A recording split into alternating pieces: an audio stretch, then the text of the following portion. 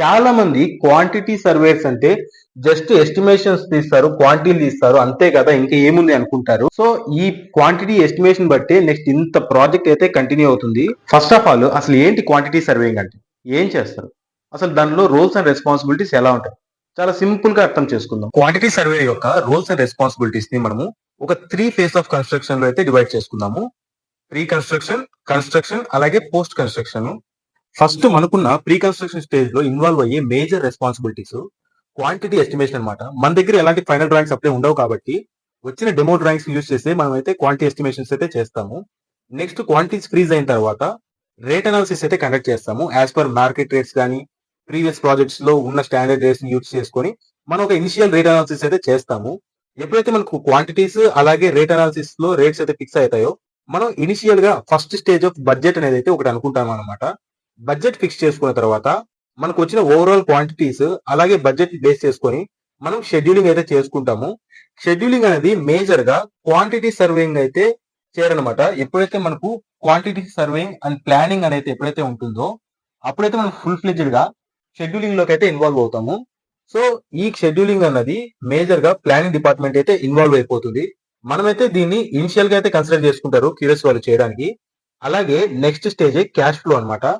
For example మనకు ఒక initial budget అయితే 10 crores వచ్చింది. అలాగే షెడ్యూలింగ్ లో మనకు 1 year టైం పీరియడ్ అయితే అనుకున్నాం మనము ప్రాజెక్ట్ కంప్లీట్ అవడానికి. ఫర్ ఎగ్జాంపుల్ ఒక అపార్ట్మెంటే కడతాం అనుకోండి. సో నాకు 10 crores బడ్జెట్ అనుకుందాము, G+5 అనుకోని. సో 1 year అనుకుందాము, 10 euro. సో ఆ 1 year కి నేను 10 crores ని ఎలా ప్లాన్ చేసుకోవాలనేది క్యాష్ ఫ్లో అనమాట. సో ఎలా ఈ బడ్జెట్ నేను 10 crores అనేది 10 months లో ఎలా ప్లాన్ చేసుకోవాలి, ఏ వర్క్స్ నాకు జరుగుతాయి, పేమెంట్స్ ఎలా చేసుకోవాలి నేను మంత్లీ అన్న దాని మీద క్యాష్ ఫ్లో అనేది డిపెండ్ అవుతుంది. సో నెక్స్ట్ అనేది టెండరింగ్ ప్రాసెస్. టెండరింగ్ అనేది మెయిన్ గా క్లయింట్ సైడా లేకంటే కాంట్రాక్టర్ సైడా అన్నది డిసైడ్ చేసుకోవాలి. సో క్లయింట్ కంపెనీలో ఉంటే మనము టెండరింగ్ అనేది అవసరం లేదు. So if example contractor companies లో మనం క్యూఎస్ గా వర్క్ చేస్తుంటే టెండరింగ్ అనేది మస్ట్ అండ్ షుడ్ అనమాట. ప్రీ కన్స్ట్రక్షన్ స్టేజ్ తర్వాత మనకు ఇన్వాల్వ్ అయ్యేది కన్స్ట్రక్షన్ స్టేజ్. కన్స్ట్రక్షన్ స్టేజ్ లో మనం ఫస్ట్ క్రియేట్ చేసుకునేదే బిల్ ఆఫ్ క్వాంటిటీస్. మనం ప్రీవియస్ గా ఫ్రీజ్ చేసుకున్న క్వాంటిటీస్ ని యూజ్ చేసుకొని బిఓక్యూస్ అనేది అయితే మనం క్రియేట్ చేసుకుంటాము. ఏ మెటీరియల్స్ ఎంత కావాలి ఏంటి అని మెటీరియల్ పర్చేస్ కోసము. అలాగే నెక్స్ట్ స్టేజ్ మనకు క్వాంటిటీ రివిజన్స్ అనమాట. ఎందుకంటే ఫస్ట్ లో మనము మన దగ్గర ఫైనల్ డ్రాయింగ్స్ లేవు, డెమో డ్రాయింగ్స్ యూజ్ చేసుకొని మనం ఎస్టిమేట్ చేస్తాము. ఎప్పుడైతే మనకు ఫైనల్ డ్రాయింగ్స్ వస్తాయో మనము మళ్ళీ క్వాంటిటీస్ అయితే రివిజన్ చేస్తాం అనమాట. అమెండ్మెంట్స్ జరుగుతాయి. సో క్వాంటిటీస్ రివైజ్ అయితే నెక్స్ట్ స్టేజ్ లో ఆటోమేటిక్ గా బడ్జెట్ కూడా రివిజన్ అయిపోతుంది. సో క్వాంటిటీస్ ఎప్పుడైతే ఇంక్రీజ్ అవుతాయో మనకు బడ్జెట్ కూడా చేంజ్ అవుతుంది మళ్ళీ. సో బడ్జెట్ రివిజన్స్ అయితే చేస్తాము నెక్స్ట్ స్టేజ్ లో. ఆర్ఏ బిల్డింగ్ అంటే రన్నింగ్ అకౌంట్ బిల్స్ అనమాట. ఇది ఎవ్రీ 15 days కి కాంట్రాక్టర్స్ అయితే సబ్మిట్ చేస్తారు. మనం ఫిజికల్ గా సైట్ విజిట్ చేసి ఇది ప్రాపర్ గా ఉందా లేదా అని మెజర్మెంట్స్ తీసుకొని వర్క్ డన్ కి సో అంతా కరెక్ట్ గా ఉంటే మనం అయితే అకౌంట్స్ కి అయితే ఫార్వర్డ్ చేసి పేమెంట్స్ అయితే కంప్లీట్ చేపిస్తాము. నెక్స్ట్ వచ్చేసి కాస్ట్ మానిటరింగ్ అనేది చాలా ఇంపార్టెంట్. ఎందుకంటే మనం అనుకున్న టైం లైన్స్ ప్రకారము అనుకున్న బడ్జెట్ ప్రకారమే వెళ్తుందా, ఏమైనా కాస్ట్ లీకేజెస్ ఉన్నాయా, ఏమైనా ఓవర్ హెడ్ కాస్ట్ వెళ్తున్నాయా మనకు అన్నది మనం మేజర్ గా ఇందులోనే వెరిఫై చేసుకోవాలి. సో రీకన్సిలేషన్ అంటే ఏంటి? రీకన్సిలేషన్ అనేది చాలా ఇంపార్టెంట్ అనమాట ప్రాజెక్ట్ లో. ఎందుకంటే దీన్ని యూజ్ చేసే మనము యాక్చువల్ వర్సెస్ థియరిటికల్ ని మెజర్ చేస్తాము. సో ఫర్ ఎగ్జాంపుల్ నేను ఒక స్లాబ్ వేయడానికి 100 cubic meters ఆఫ్ కాంక్రీట్ అవ్వాలి అనుకున్నాను. నేను ఎస్టిమేషన్ వేశాను. ఇది నా థియరిటికల్ అవుతుంది. కానీ సైట్ యాక్చువల్ లో మాత్రం 105 cubic meters అయింది. సో యాక్చువల్ గా సో ఈ 5 cubic meters అన్నది ఎందుకు? సో దీని మీద ఒక అనాలిసిస్ చేస్తాం. అంటే మనం తీసిన ఇనిషియల్ ఎస్టిమేషన్ రాంగా, లేకంటే సైట్ లో యాక్చువల్ గా వేరే జరుగుతుందా, మెజర్మెంట్స్ వేరే ఉన్నాయా, ఎక్కడ మిస్టేక్ జరుగుతుంది అన్నది అనాలిసిస్ చేయడానికి మనకు రీకన్సిలేషన్ అనేది చాలా ఇంపార్టెంట్ అవుతుంది. Actual versus theoretical work dance మీద వర్క్ చేయడానికి అయితే మనకు రీకన్సిలేషన్ అయితే యూజ్ అవుతుంది అనమాట. నెక్స్ట్ కన్స్ట్రక్షన్ లో లాస్ట్ స్టేజ్ పోస్ట్ కన్స్ట్రక్షన్ అనమాట. ఇక్కడ మనము ఫైనల్ బిల్స్ అయితే సబ్మిట్ చేస్తాము. కన్స్ట్రక్షన్ స్టేజ్ లో మనం ఆర్ఏ బిల్స్ అనేది రన్నింగ్ అకౌంట్ బిల్స్ అనేది ఎవ్రీ 15 days కి ఒకసారి చేస్తూ ఉంటాము. కానీ లాస్ట్ కన్స్ట్రక్షన్ ఎండ్కి వచ్చేసినప్పటికీ మనం ఓవరాల్ ఇంకా ఫైనల్ బిల్స్ తో అయితే ఇంకా క్లోజ్ చేసేస్తాం అనమాట అక్కడికి. సో నెక్స్ట్ బిల్స్ అన్ని ఇంకా క్లోజ్ అయిపోయిన తర్వాత నెక్స్ట్ ఇన్వాల్వ్ అయ్యే stage dispute and delay analysis అనమాట. సో మనం ఇనిషియల్ గా ప్రాజెక్ట్ అనేది 1 year అనుకున్నాము, కానీ ప్రాజెక్ట్ మాత్రం 1.5 years లో కంప్లీట్ అయింది అనుకున్నాము.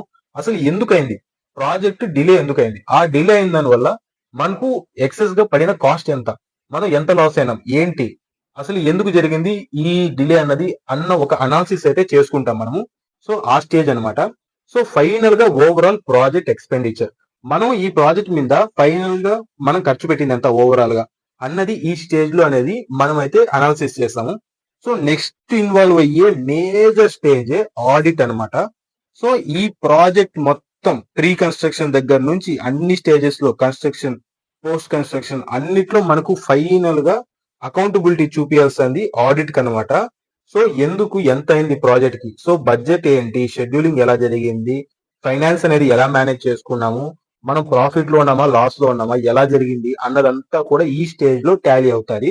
సో ఆడిట్ కంప్లీట్ అయిపోయిన తర్వాత మనం ప్రాజెక్ట్ ని క్లోజ్ చేసుకునేది ప్రాజెక్ట్ బెంచ్ మార్కింగ్ తో అనమాట. ప్రాజెక్ట్ బెంచ్ మార్కింగ్ అంటే ఏం లేదు. మనం ఈ స్టార్టింగ్ ప్రీ కన్‌స్ట్రక్షన్ నుంచి స్టార్ట్ చేసినప్పటి నుంచి లాస్ట్ పోస్ట్ కన్‌స్ట్రక్షన్ లో ఇక్కడ ఆడిట్ వరకు ఎండ్ చేసే వరకు మనం ఎక్స్‌పీరియన్స్ చేసింది ఏంటి? మనం ఎక్కడ మిస్టేక్ చేసాము? నెక్స్ట్ మనం ఎక్కడ జాగ్రత్త పడాలి? అన్న స్టేజ్ అంటే ఇది ఒక కేస్ స్టడీ లాగా అయిపోతుందన్నమాట. ఇదొక కేస్ స్టడీ. ఈ యొక్క ప్రాజెక్ట్ అన్నది. కేస్ స్టడీని ఇందులో మనం ఎక్స్‌పీరియన్స్ చేసినవన్నీ కూడా ఎక్కడైతే మనం ఫెయిల్యూర్స్ ని చూసామో అవి నెక్స్ట్ ప్రాజెక్ట్స్ లో మనకు ఇంప్లిమెంట్ అవ్వకుండా మనం జాగ్రత్త పడతామన్నమాట. నెక్స్ట్ వచ్చే ప్రాజెక్ట్స్ కి ఈ ప్రాజెక్ట్ అన్నది ఒక కేస్ స్టడీ లాగా ఉండిపోతుంది. ఎక్కడ మనం ఇంకా బెటర్ చేసుకోవాలి, ఎలా మనం ఇంకా బెటర్ గా పెర్ఫార్మ్ చేయొచ్చు అన్న దానికి మనం లాస్ట్ బెంచ్ మార్కింగ్ తో ఈ క్లోజ్ చేసేస్తాం అన్నమాట ఈ ప్రాజెక్ట్ ని. కంప్లీట్ గా క్వాంటిటీ సర్వేయర్ యొక్క రోల్స్ అండ్ రెస్పాన్సిబిలిటీస్ అయితే ఇన్ని స్టేజెస్ లో ఇన్ని వర్క్స్ లో అయితే ఇన్వాల్వ్ అవుతుంది. సో అవునండి, క్వాంటిటీస్ అయితే తీయాలి. అదే మనకు ప్రాపర్ ఫౌండేషన్ అన్నమాట. ఈ క్వాంటిటీస్ ని బేస్ చేసుకొని నెక్స్ట్ ఇన్ని స్టేజెస్ అయితే కంటిన్యూ అవుతాయి. సో ఈ క్వాంటిటీ ఎస్టిమేషన్ బట్టి నెక్స్ట్ ఇంత ప్రాజెక్ట్ అయితే కంటిన్యూ అవుతుంది. ప్రాపర్ క్వాంటిటీస్ అన్నది ఇక్కడ మనకు ఫౌండేషన్. క్వాంటిటీస్ లో మిస్టేక్ జరుగుతుందో అప్పుడు అది కంప్లీట్ ప్రాజెక్ట్ మీద అయితే ఎఫెక్ట్ చూపిస్తుంది అనమాట. క్వాంటిటీ సర్వేర్ యొక్క రోల్ అనేది చాలా ఇంపార్టెంట్. ప్రీ కన్‌స్ట్రక్షన్ దగ్గర నుంచి తీసుకుంటే ఫైనల్ గా ప్రాజెక్ట్ క్లోజ్ చేసేంత వరకు. సో సివిల్ రిలేటెడ్ గా రియల్ టైమ్ ఇండస్ట్రీ నాలెడ్జ్ ని గెయిన్ చేసుకోవాలి, ప్రాక్టికల్ నాలెడ్జ్ ని ఎక్స్పీరియన్స్ చేయాలనుకుంటే మన పేజ్ ని అయితే ఫాలో అవ్వండి. అలాగే మీ సివిల్ ఫ్రెండ్స్ కి మన పేజ్ ని అయితే షేర్ చేయండి.